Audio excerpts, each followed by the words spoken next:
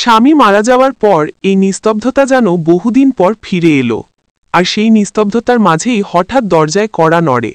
দরজা খুলে দেখি রিদান, প্রতিবেশীর ভাতিজা, দূর সম্পর্কের।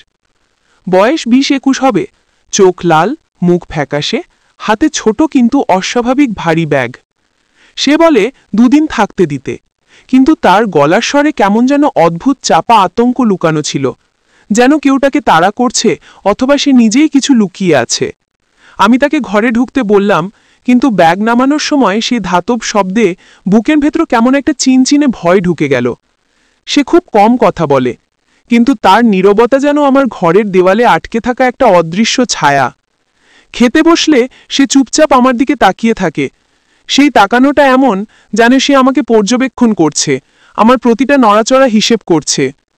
একদিন রাতের বেলা হলঘর দিয়ে হাঁটতে গিয়ে দেখি তার ঘরের আলো জ্বলছে, দরজা সামান্য ফাঁক। আমি ডাকতেই আলো নিভে যায়। সে ভেতর থেকে বলে সে ঘুমিয়েছিল, কিন্তু আমি জানতাম সে মিথ্যে বলছে। তারপর থেকে প্রতি রাতে বারান্দায় দাঁড়িয়ে সে রাস্তার দিকে চেয়ে থাকে। তার দেহভঙ্গিতে এমন কিছু থাকে যেন সে অপেক্ষা করছে।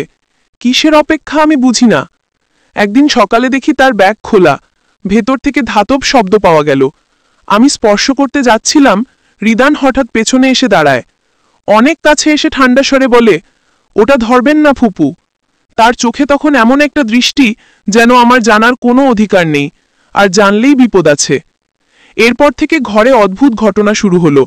রান্নাঘরের দরজা রাতের বেলা নিজে নিজে খুলে যায়, ফ্রিজের পাশে থাকা ছুরি অন্য জায়গায় পাওয়া যায়, লাইট ঝিকমিক করে। রিদান সবকিছুতেই স্বাভাবিক ভাব দেখায়, বলে বিড়াল ঢুকেছে, কিন্তু বাড়িতে কোনো বিড়াল নেই। এক রাতে ঘুম ভেঙে দেখি দরজার নিচ দিয়ে লম্বা পায়ের ছায়া নড়ে, খুব ধীরে, যেন কেউ দাঁড়িয়ে আমাকে দেখছিল। আমি শ্বাস আটকে রাখলাম। কিছুক্ষণ পরে ছায়া সরে গেল। সকালে জিজ্ঞেস করলে রিদান শুধু হালকা হাসল। সেই হাসিটা দেখেই বুঝলাম সে ঠিক যতটা বলে তার চেয়ে অনেক বেশি জানে। আরেকদিন দেখি সে রান্নাঘরে দাঁড়িয়ে ছুরির ধার পরীক্ষা করছে, কিন্তু দৃষ্টি পড়ছে আমার দিকে। সেই দৃষ্টি আমাকে ভেতর থেকে কেঁপে তুলল। রিদানের ভেতরে কিছু আছে, খুব খারাপ কিছু, যা সে লুকিয়ে রাখছে। আর আমি প্রথমবার টের পেলাম সে আমাকে অপছন্দ করে না, সে আমাকে ভয়ও পায় না, বরং আমাকে নিয়ে তার মাথায় অন্যরকম কোনো চিন্তা ঘুরছে, যে চিন্তা আমি বুঝতে চাই না, কিন্তু বুঝলেও কিছু করতে পারবো বলে মনে হয় না। কারণ এই বাড়িতে এখন শুধু আমি আর রিদান, আর রাতগুলো ক্রমেই দীর্ঘ হয়ে উঠছে, আর তার ছায়াটা দরজার নিচে আগের থেকে অনেক বেশি দেখা যাচ্ছে। সেদিন বিকেল থেকেই বাড়িটা কেমন যেন গুমোট হয়েছিল, যেন বাতাসের ভেতর অচেনা কোনো ভারী গন্ধ মিশে আছে। আমি জানালার পাশে দাঁড়িয়ে কাপড় শুকোচ্ছিলাম, ঠিক তখনই রিদান হঠাৎ পেছনে এসে দাঁড়ালো, এত কাছে যে আমার কাঁধে তার নিঃশ্বাস ঠেকল। কোনো শব্দ না করেই, যেন ইচ্ছা করেই আমাকে চমকাতে এসেছে। আমি ঘুরে তাকাতেই সে বলে, ফুপু, ভয় পেলেন? তার গলায় ছিল চাপা হাসির কম্পন, আর চোখে সেই আগের মতোই হালকা লাল ভাব, যেন রাতজাগা মানুষদের চোখ, কিন্তু তার ক্ষেত্রে সেই লালচে ভাবের মধ্যে অদ্ভুত উত্তেজনা থাকে। আমি তাকে বললাম, এভাবে পেছনে এসে দাঁড়ানো ঠিক না। সে কিছু না বলে মাথা কাত করে আমাকে কয়েক সেকেন্ড দেখল, তারপর ধীরে ধীরে সরে গেল। কিন্তু সেই তাকানোটা আমার বুকের ভেতর একটা শূন্যতা তৈরি করল, যেন সে আমাকে দেখে ঠিক কী ভাবছে সেজন্য প্রস্তুত থাকতে হবে। সন্ধ্যার পর যখন আমি চা বানাচ্ছিলাম, তখন দেখলাম সে টেবিলে বসে আমার সব নড়াচড়া পর্যবেক্ষণ করছে। চায়ের কাপ বাড়িয়ে দিলে সে আমার হাতটা একটু বেশি সময় ধরে রাখল, এতটাই বেশি যে আমি হাত সরিয়ে নিতেই সে নিঃশব্দে হাসল। সেই হাসিতে কোনো উষ্ণতা নেই, শুধু অদ্ভুত এক মালিকানা বোধ, যেন সে চায় আমি ভয় পাই। না, ভয় নয়, অন্য কিছু, এমন কিছু যা আমি অনুভব করতে চাই না। রাত নামতেই আবার সেই ছায়ার শব্দ, হাঁটা, দরজার সামনে দাঁড়িয়ে থাকার ভঙ্গি। এবার আমি দরজার গোড়ায় নত হয়ে দেখলাম ছায়া নড়ছে না, স্থির, পুরোপুরি স্থির, যেন কোনো সিদ্ধান্ত নিতে দাঁড়িয়ে আছে। আমি হৃৎস্পন্দন থামিয়ে তাকিয়েছিলাম। কয়েক সেকেন্ড পরে ছায়াটা হঠাৎ সরে গেল, কিন্তু পায়ের শব্দ শোনা গেল না, যেন সে হেঁটে যায়নি, সরে গেছে, ভেসে গেছে। পরের সকালে রিদান খুব স্বাভাবিক আচরণ করছিল, কিন্তু তার চোখে আবার সেই অদ্ভুত চকচকে দৃষ্টি, যেন সে পুরো রাত জেগে আমাকে দেখেছে। তার হাতের আঙুলে কালো দাগ, চুলে ধুলো, জামায় হালকা মাটি লেগেছিল। আমি জিজ্ঞেস করতেই সে বলে, রাতে একটু বাহিরে গেছিলাম। তার স্বরে শীতলতা ছিল আর একটা অমার্জিত ধরনের আত্মবিশ্বাস, যে আত্মবিশ্বাস থাকে এমন মানুষের মধ্যে যারা কিছু লুকিয়ে রাখে এবং কেউ ধরতে পারবে না বলে ভাবে। দুপুরে আমি রান্নাঘরের ফ্রিজ খুলে দেখি ভিতরের জিনিসপত্র এলোমেলো, কিছু বক্স খোলা, যেন কেউ খুঁজেছে, কিন্তু খাবার নয়, অন্য কিছু। পিছন থেকে রিদান এসে বলে এটা নাকি ইঁদুর করেছে, অথচ ফ্রিজের দরজা সে বন্ধ করেনি। আর এই কথা বলার সময় তার দৃষ্টি আবার আমার মুখে, খুব বেশি কাছে, খুব বেশি সরাসরি। বিকেলের দিকে সে বারান্দায় দাঁড়িয়েছিল, কিন্তু আজ তার দৃষ্টি রাস্তার দিকে নয়, সে তাকিয়েছিল আমার দিকে। দোতলা থেকে নিচে নেমে আসার সময় আমার মাথার ওপর তার চোখ আটকেছিল। সেই দৃষ্টি এত তীক্ষ্ণ, এত হিসেবি, যেন সে কোনো উপায় খুঁজছে, কোনো সুবিধাজনক মুহূর্ত। রাতে আমি দরজা বন্ধ করে লাইট নিভিয়ে শুতে চেষ্টা করছিলাম।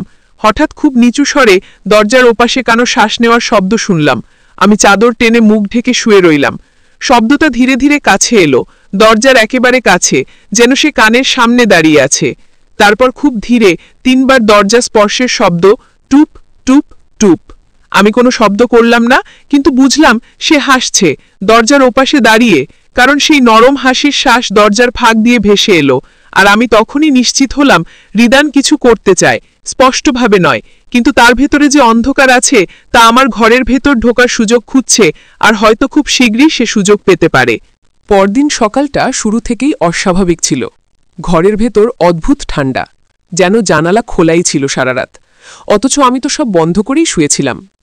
রান্নাঘরে ঢোকার পর দেখি মেঝেতে পানির ছোট ছোট দাগ, যেন কেউ ভেজা জুতো পরে হেঁটেছে। রিদান তখন চায়ের পেয়ালা হাতে বসে আমার দিকে তাকিয়ে সেই অদ্ভুত স্থির চোখে হাসল, এমন হাসি যা মানুষের চোখে থাকা উচিত নয়। আমি জিজ্ঞেস করলাম সে কি রাতে বাইরে গিয়েছিল। সে বলল, না ভুপু, ঘুমিয়েছিলাম। এবং সেই মুহূর্তেই বুঝে গেলাম সে মিথ্যা বলছে, কারণ তার পায়ের পাশে শুকনো কাদা জমেছিল। বেলা বাড়তে থাকল, আর আমি যতই ব্যস্ত থাকার চেষ্টা করি, টের পাচ্ছিলাম সে সবসময় আমাকে অনুসরণ করছে। না, চুপি চুপি নয়, স্পষ্টভাবে, ইচ্ছাকৃতভাবে, যেমন কেউ খুব কাছ থেকে একটা বই পড়ার মতো করে মানুষের আচরণ পড়ে। বারান্দায় গেলে সে পেছনে হাজির, ঘুরে তাকালে তার দৃষ্টি আমার মুখে আটকে থাকে। আলমারি খুললে দেখি সে দরজার ফাঁক দিয়ে দেখছে। আমি কিছু বললে সে মাথা নেড়ে হালকা হাসে, কিন্তু সেই হাসিতে এমন কিছু থাকে যা আমাকে ভেতর থেকে অসহায় করে ফেলে। দুপুরের দিকে সে হঠাৎ বলল তার ফোন নাকি হারিয়েছে, এবং আমার ঘরের পাশে এসে দাঁড়ালো, খুব কাছে, অস্বাভাবিকভাবে কাছে। বলল, ফোনটা হয়তো এখানে আছে। আমি বললাম আমার রুমে ওঠার কোনো দরকার নেই।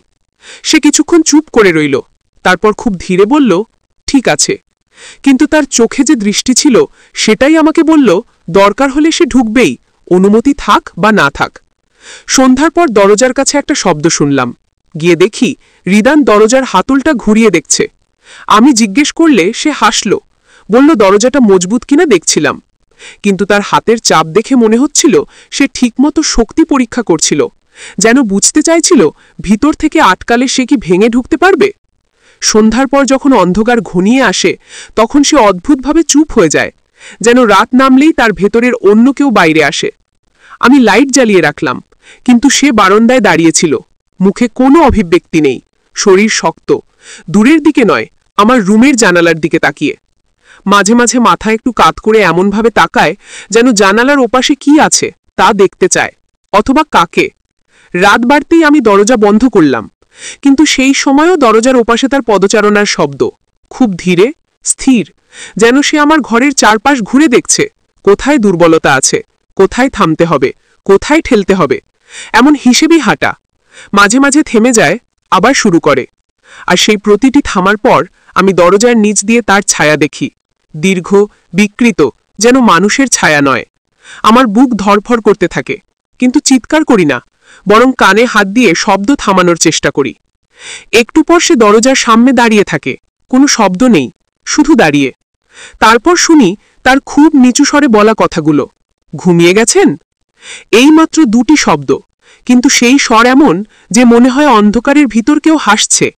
আমি উত্তর দিই না, চুপচাপ শুয়ে থাকি। কয়েক সেকেন্ড পর দরজার নিচ দিয়ে তার আঙুলের ছায়া দেখা যায়, খুব ধীরে দরজার তলায় ছুঁয়ে চলে, যেন খুঁজছে ভিতরে আমি কোথায়। তারপর হঠাৎ সব শব্দ থেমে যায়, নিস্তব্ধতা পুরো ঘরটাকে চেপে ধরে। আর সেই নিস্তব্ধতার মধ্যে আমি শুধু অনুভব করি রিদান কিছু পরিকল্পনা করছে, খুব নির্দিষ্ট কিছু, যেটা আমাকে ঘিরে। আর সেই পরিকল্পনা থামানোর ক্ষমতা আমার নেই, কারণ এই বাড়িতে তার থেকেও ভয়ঙ্কর এখন আর কিছুর অস্তিত্ব নেই। সকালে ঘুম ভাঙতেই বুঝলাম কিছু একটা পরিবর্তন হয়েছে। ঘরের টেবিলের ওপর রাখা চাবিগুলো তাদের আগের জায়গায় নেই। জানালার পর্দা সামান্য সরে আছে, যেন কেউ ভেতর থেকে নয়, বাইরে থেকে টেনে দেখেছে। আর আমার দরজার নিচ দিয়ে ছোট্ট সাদা কাগজের টুকরো ঢোকানো। আমি কাগজটা তুলতেই দেখি কিছু লেখা নেই, ফাঁকা, একেবারে ফাঁকা। কিন্তু ফাঁকা বলেই যেন আরও ভয়ঙ্কর, কারণ এর মানে কেউ কিছু বলতে চায় কিন্তু ইচ্ছে করে বলে না, অথবা সেটা শুধু ইঙ্গিত, যে ইঙ্গিতটা কোনো কথার চেয়ে অনেক বেশি স্পষ্ট। রান্নাঘরে গেলে দেখি রিদান চুলার পাশে দাঁড়িয়ে। চুলার আগুন নেই, অথচ সে চুলার সুইচ ঘুরিয়ে ঘুরিয়ে দেখছে, খুব ধীরে, যেন আগুন জ্বালানো নয়, আগুন বন্ধ থাকলে কি হয় সেটা দেখছে। আমি ঘরে ঢুকতেই সে প্রশ্ন ছাড়াই বলল, রাতে ঘুম ভালো হয়েছে? তার কণ্ঠের ভেতরে এমন অদ্ভুত শান্ত ভাব, যেন সে জানে আমার ঘুম হয়নি, এবং সেই কারণ। আমি কিছু বলিনি, কিন্তু আমার নীরবতাও সে লক্ষ্য করল। চোখ টিপে খুব ধীরে হাসল, এমন হাসি যা মানুষের মনে থাকা অন্ধকারকে আরো ঘন করে দেয়। দুপুরে সে বাইরে যাবে বলল, কিন্তু বারান্দা থেকে নিচে নামার সময় তার ব্যাগটার ভেতর থেকে সেই ধাতব শব্দ আবার শুনলাম, এবার আরো ভারী, আরো স্পষ্ট। আমি জিজ্ঞেস করতে সে ব্যাগ শক্ত করে ধরে বলল, ফুপু, অযথা প্রশ্ন করবেন না। এই 4টি শব্দ এমন তীক্ষ্ণ হুমকি ছিল যে আমার গলা শুকিয়ে গেল।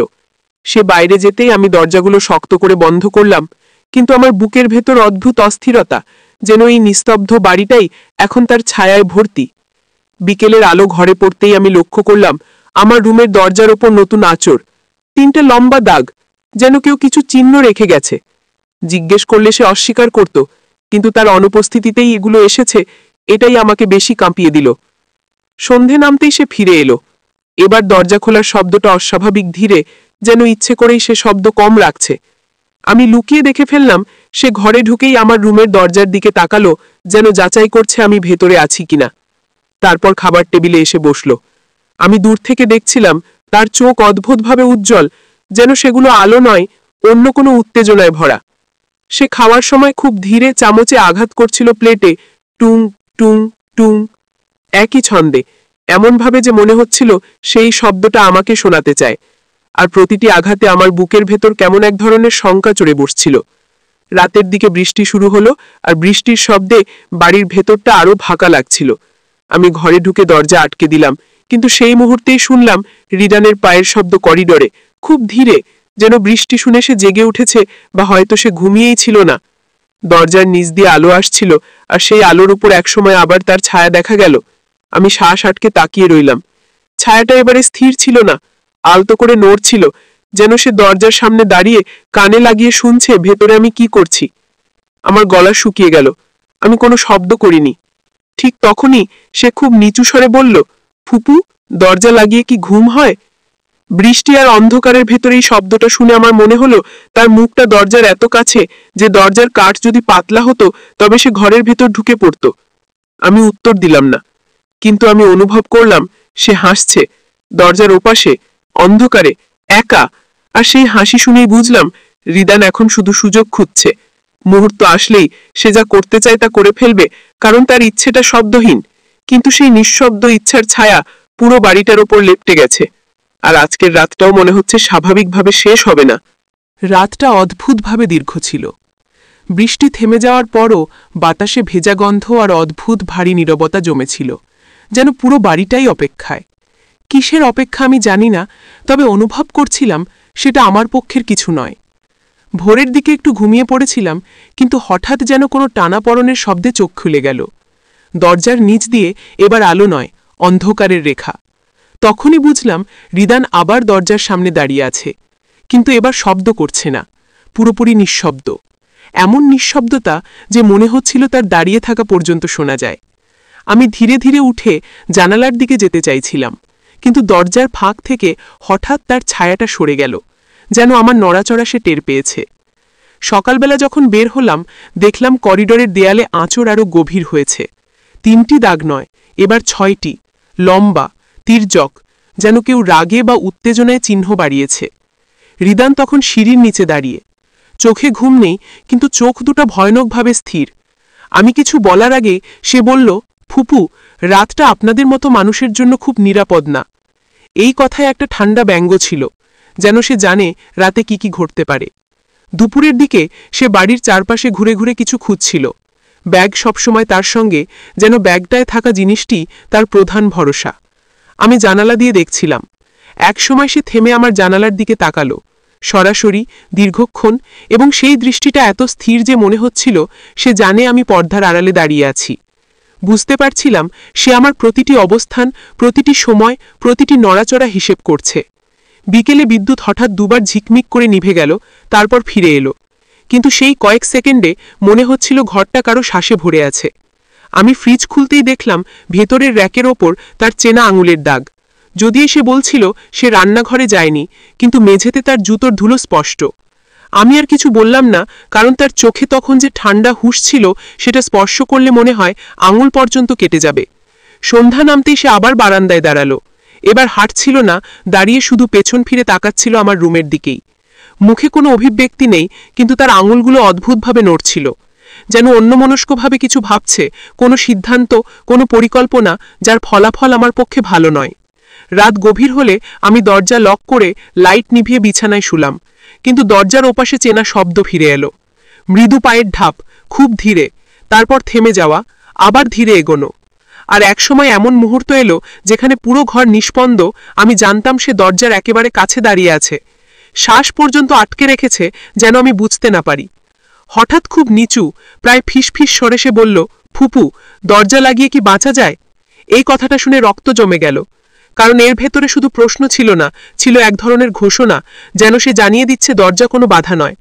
আর সেই মুহূর্তে আমি প্রথমবার অনুভব করলাম রিদান আমাকে শুধু দেখছে বা অনুসরণ করছে না, সে অপেক্ষা করছে, সুযোগ চাইছে, সেই একটাই মুহূর্ত যখন বাড়ির ভেতর কেউ নেই, কোনো শব্দ নেই, কোনো প্রতিরোধ নেই।